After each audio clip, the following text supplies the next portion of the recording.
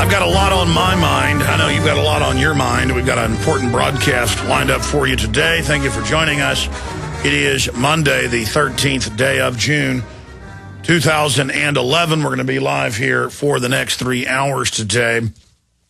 Dominique Betting, the member of the Swiss Parliament who did try to get into Bilderberg, will be joining us. Of course, a member of the European Union Parliament was beat up. And we've got those reports. MEP assaulted by Bilderberg security to take legal action. And that's from the big Swiss national AP equivalent, Swiss Info. I'm going to attempt to go over all this news today, and there's a lot of it. But this year's Bilderberg was extremely historical and got more attention on it than any other Bilderberg group meeting in history.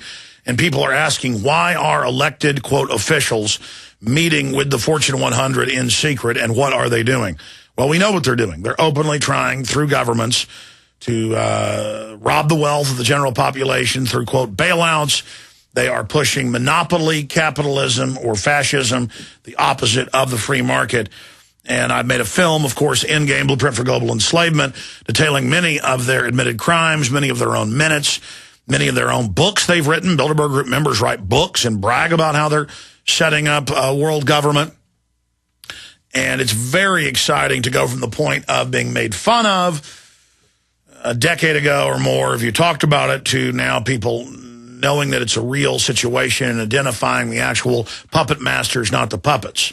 Bill Maher talking about it, CNN, Fox News, CNBC, Newsweek. They have been forced. Associated Press reported on it 1 hour after the meeting ended.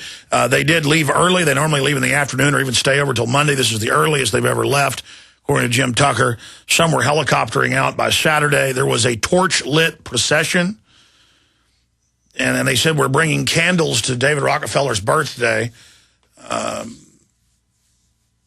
on midnight, June 12th. So that would be Saturday into Sunday night. We have video of that marching with their torches, like villagers coming to burn it down. But they were nonviolent. It was making a point. Really good satire, a political satire in a way, saying, oh, we're bringing you a birthday cake, and we have these burning tip torches as candles for you. And then the police backed off and weren't holding people back, 300 yards like they were previously, after 3 members of the Swiss Parliament showed up and delivered letters to the police chief and others and said, look, you will allow the demonstrators, you will allow the media, you'll stop harassing people. We have free speech here. And so the police, their body language, it wasn't that oppressive before, but it got very positive after that. But even I, at the point of watching villagers with their torches, this is some amazing stuff. This is some amazing stuff, and we'll play that video shot by We Are Change Switzerland coming up. Obviously, I'm not just going to cover the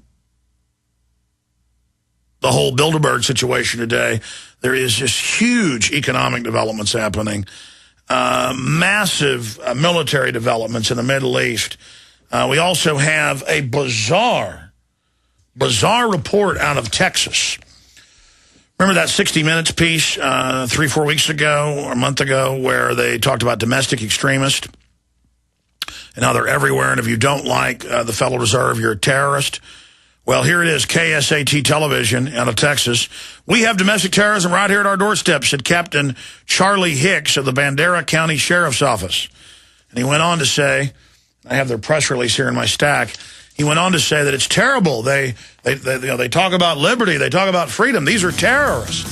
And you think you're reading a piece of satire, but it's not. They're doing it with a straight face. So they're now all over the country. The feds are behind the closed doors training police this, but now it's shifting into the open, coming out of the closet that, man, these people are talking about freedom. These people are talking about not liking the New World Order. They're terrorists.